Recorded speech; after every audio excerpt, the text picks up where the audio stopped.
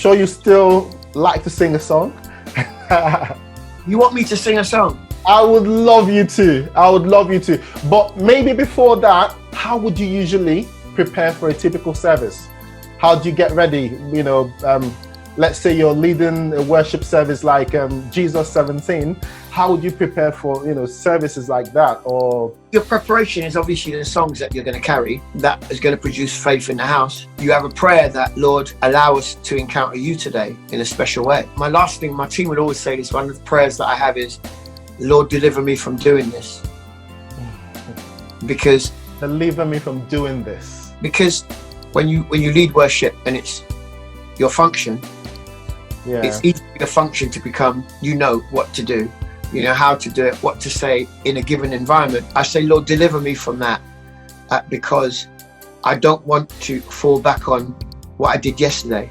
But there are many events that I do that you have to know what you're doing before you get on a platform, because timings, you know, we've only got 15 minutes of worship, so that's 3 songs maybe, or maybe that's 4 songs. And you have to serve the altar that you stand on. You can't go, well, I'm going to go and do what I want to do. And you've been given a 25-minute block of worship, but you decide that you're going to do 45 minutes. You've got to honor the altar that you stand on. The leadership of the house as well. Absolutely. If the leaders say carry on, then fine. If they don't, hey, and always in the worship, we don't think that you're carrying the full picture. You may be in that moment the door opener. You know, like I say, Paul planted, Apollos watered, but God gave the increase. Maybe you might be a Paul to initiate it.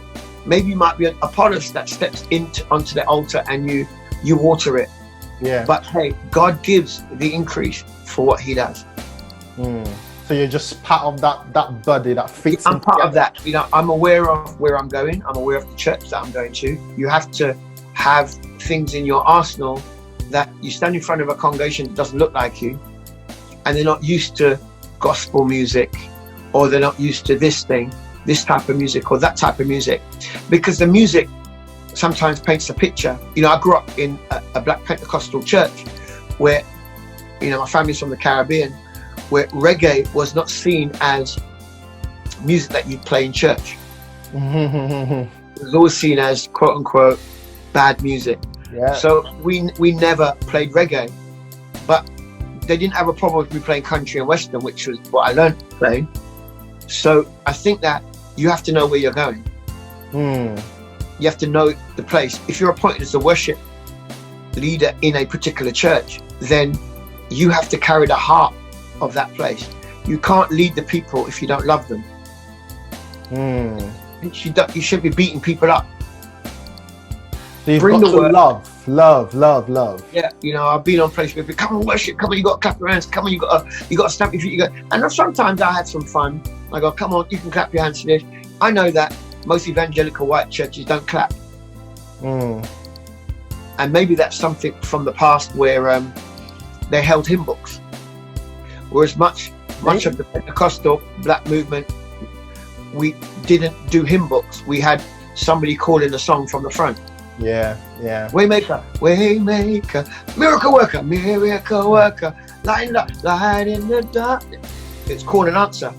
Therefore, we developed a place where we had to fill some of the gaps. So, waymaker, miracle worker, promise keeper, light. That's a different version of it, but you clap your hands and you move and you dance because you can't just stand there.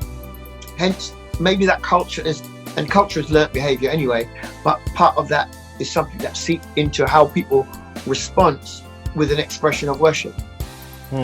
We spent a lot of time measuring people by that. So we say, because you haven't clapped and sang and danced, then you haven't worshipped God. So you're not spiritual. So you're not spiritual. So, but what happens is that person is the biggest giver in church.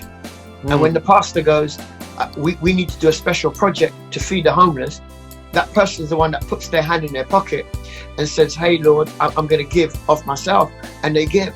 They're the one that, hey, pastor, there's prayer meeting happening at church for 3 days. They're the one that shows up. And maybe they're praying, but they don't look like. And what am I trying to say is that the truth about worship, it really is a heart function. And I'm not saying you won't know people by their fruit, or by what God is doing. But we can become used to what we call the culture of church, and we use church ease when we ourselves don't know the God. Or we may be going through moments where it's difficult. You know, I asked a question about mental health of worship leaders, because it is a bit difficult when you're stepping into faith to sing about God. You made a way for me, you brought a breakthrough, but actually you're waiting for the breakthrough in your own life Yourself. and it's hard. It does play. Lord, when is my time? When is my time? When is my time? What do we do with that? You believe it, but maybe you've not experienced it. But Yeah. because of the word, you still. I think that's why you say that the role of the worship leader, well, is to reveal Jesus, but you said it's prophetic as well when we spoke the other day. Yeah, it is prophetic because you have to speak the word, and you're speaking the word that hasn't happened to you.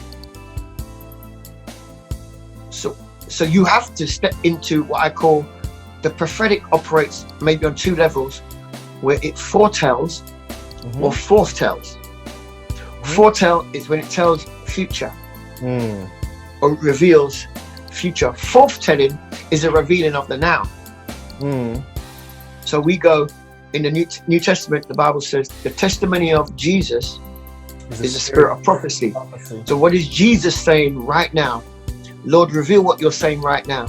And God might say, man, I'm going to release joy in this place. And you're going, but Lord, I'm really sad. And he's like going, so now you have to step beyond your humanity and go, let's find the songs that capture the joy of God and the expression of joy. So it might be an up-tempo song. That's what we do. And in doing that, what we're doing now, we're stepping into the prophetic of our own lives as worship leaders.